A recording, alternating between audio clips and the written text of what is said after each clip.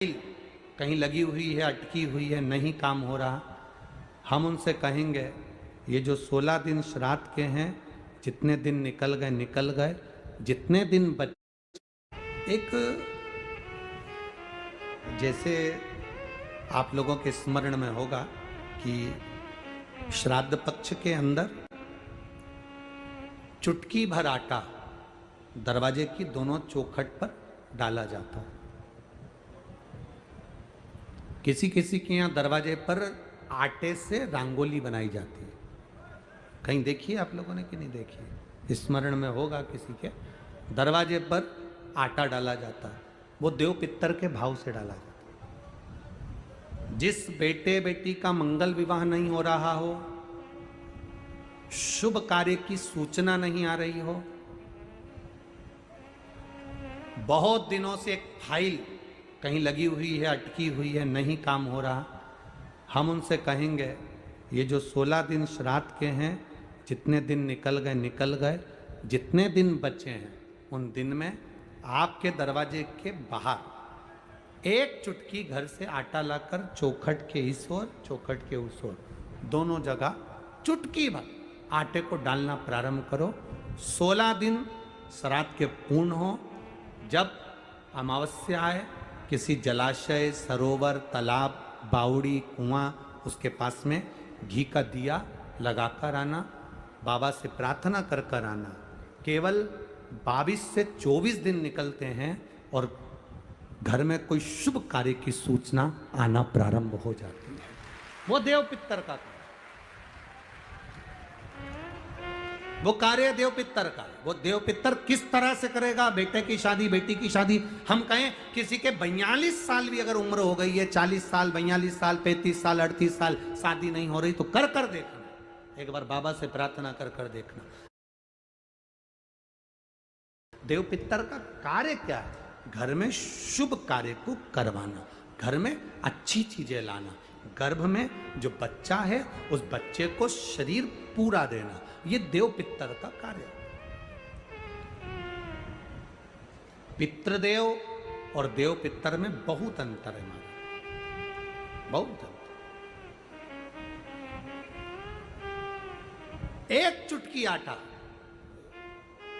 अब तो थोड़ा सा रंगोली का काम ज़्यादा हो गया, नहीं तो हमने पहले भी कथाओं में कहा है कि 3 जगह पर आटे की रंगोली काम करती है, जिसका फल 1000 गुना होता है। 3 जगह पर आटे की रंगोली काम करती है, हमने पहले भी कहा। पहला, पितरों की पूजन हो रही हो, पितरों का पाटा भरा रहा हो, पितरों के लिए जोत लग रही हो, पितरों के लिए या अन्य स्थान पर कहीं पूजन हो, तो वहाँ पर आटे की रंगोली काम आती है। वहाँ पर रंग बिरंगी या पत्थर की रंगोली नहीं, मिट्टी की रंगोली नहीं, आटे की रंगोली काम आती है। दूसरे नंबर पर, तुम्हारे घर में यज्ञ हो रहा हो, घर के बाहर यज्ञ हो रहा हो, यज्ञ चल रहा हो, उस यज्ञ में 3 परिधियां बनती हैं ब्रह्मा विष्णु महेश की। देखिए आप लोगों ने, यज्ञ कुंड जो बनाया जाता है, उस यज्ञ कुंड पर पत्थर की रंगोली नहीं, मिट्टी की रंगोली नहीं, आटे की रंगोली डलना चाहिए। ये पहले डलती थी, अब लोगों ने फैशन में दूसरी डालना प्रारंभ कर दी। आटे की रंगोली डली होती है जब हम साकल्य छोड़ते हैं, अग्नि को जब हम साकल्य देते हैं, तो जिस आटे की रंगोली उस पर बनी होती है, तो हमारी जो सांकल्य छोड़ी जाती है, उसमें से एक अंश भाग हमारे पितरों के खाते में चला जाता है, जिससे पितरों की मुक्ति प्राप्त हो जाती है। तीसरा, आटे की रंगोली तीसरी, घर में शादी हो रही हो, मंडप बंधा हो, उस मंडप के नीचे जब पूजन हो रही हो, उस समय पर पत्थर की या मिट्टी की रंगोली नहीं। अगर पंडित पूजन करा रहे हैं या मंडप की पूजन हो रही है, जिसके नीचे लड़का लड़की की भांवर होगी, दूल्हा बैठेगा, दुल्हन बैठेगी, वहां मिट्टी की रंगोली या पत्थर की रंगोली नहीं, उस जगह पर आटे की, हल्दी की रंगोली डाली जाती है। अब आपके यहाँ डालते कि नहीं डालते पता नहीं, पर हमारे यहाँ शास्त्र रीति कहती है ये 3 जगह की जो रंगोलियाँ हैं, ये हमको आटे की रंगोली डलने से क्यों शादी के मंडप में पत्थर की रंगोली या मिट्टी की रंगोली क्यों नहीं डाली जाती? शादी के मंडप में यहाँ दूल्हा दुल्हन की शादी होती है, वहाँ पंडित जी भी आटे की रंगोली डाल देते हैं, घर की बहन बेटियां आटे की रंगोली डाल देती है। उसका कारण क्या होता है? जिसकी शादी में मंडप के नीचे आटे की रंगोली डलती है, वहां पितरों को निमंत्रण नहीं देने की जरूरत पड़ती। वहां पितर उस वर कन्या को आशीर्वाद देते हैं, जिससे उनका वंश बढ़ता है, वंश रुकता नहीं। और ये निश्चित है, जिसकी शादी में, जिसके विवाह में आटे की रंगोली डलकर भांवर हुई होगी, उसके घर में संतान सुख रुक नहीं सकता, उसके यहाँ संतान का सुख होता ही है।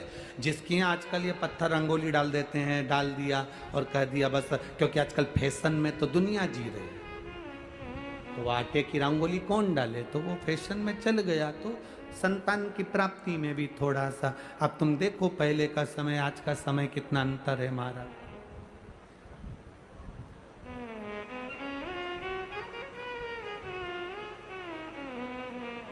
पहले के समय में संतान का सुख शादी के 1-2 साल में प्राप्त हो जाता था। आज के समय में संतान का सुख जब तक डॉक्टर के यहाँ दोनों जांच नहीं करा कर जाए, दिखा कर नहीं आ जाए। सब लोग कह रहे हैं डॉक्टर साहब जरा देखो संतान, डॉक्टर साहब बोले जांच करना पड़ेगी, बहू की भी जांच हुई, बेटे की भी जांच हुई, सब अच्छा है, उसके बाद भी संतान का सुख नहीं, उसके बाद भी संतान की प्राप्ति नहीं। शिव तत्व को जानने के लिए शिव महापुराण की कथा कहती है 3 जगह आटे की रंगोली की मूलता है। बोलेंगे आप लोग।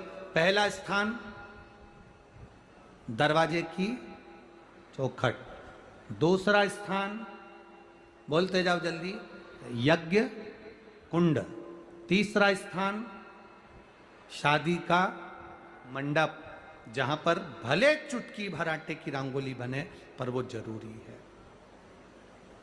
3 स्थान आटे की रंगोली के मूल। ये उसी तरह है जैसे तुम्हारे दरवाजे पर तुम मोती की बंदरवाल लगा लो, चमकदार बंदरवाल लगा लो, हाथ से बनी हुई बंदरवाल लगा लो, पर जब तक तुम आम के पत्ते की बंदरवाल नहीं लगाते तब तक घर में लक्ष्मी का प्रवेश नहीं होता है।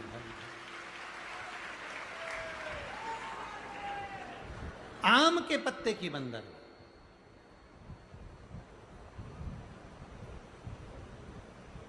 कहा गुरुजी आम के पत्ते की क्यों? तो शास्त्र कहता है, शिव महापुराण में उमाखंड कह रहा है,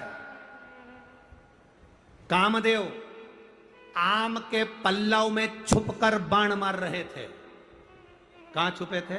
आम के पल्लव में, आम के पत्तों में छुपकर कामदेव बाण चला रहे। भगवान शंकर का जब तीसरा नेत्र खुला, कामदेव आम के वृक्ष पर भस्म हो गए, आम का वृक्ष जलने लगा, आम के पत्तों में अग्नि प्रकट होने लगी।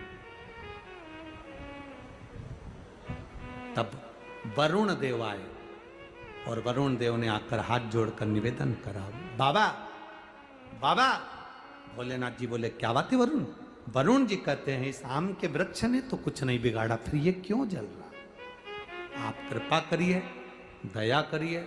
शंकर भगवान ने वर प्रदान कर दिया, तूने मेरी दृष्टि का तेज ग्रहण करा है, मैं तुझे वर देता हूं। जिसके दरवाजे पर आम के पल्लव की बंदरवाल बंधती है, उसके घर में मेरी दृष्टि सदा पड़ी रहती है, वहां रोग व्याधि दुख नहीं आता। अब तो आम के पत्ते गायब हो गए और आम के पत्ते की जगह प्लास्टिक के आम के पत्ते बनकर आ गए, और लोगों ने उसी प्लास्टिक के आम के पत्ते की बंदरवाल बांध दी। महाराज आम के पल्लव पर शंकर की दृष्टि पड़ी, क्योंकि कामदेव जलकर भस्म हुआ था उसी आम के पल्लव पर बैठकर। आम के पल्लव पर बैठकर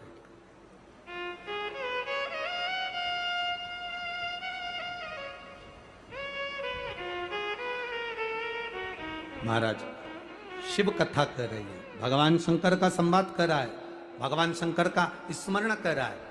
जब सुप्रिया ने अपने पुत्र से कहा, वृषकेतु से कहा कि शिव भक्ति से भगवान शंकर को एक लोटा जल जब हम पितृपक्ष में भी समर्पित करते हैं, हमारे पूर्वजों को वो जल प्राप्त होता है।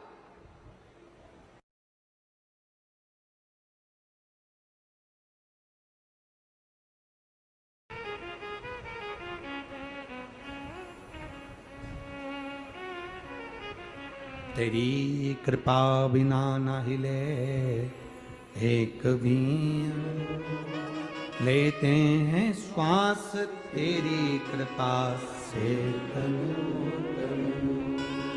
बखान क्या करूं मैं राखों के ढेर का, चपटी भभूत में खजाना।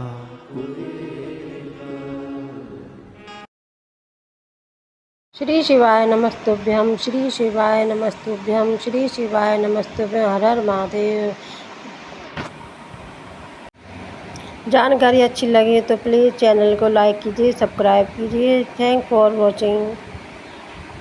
Thank you.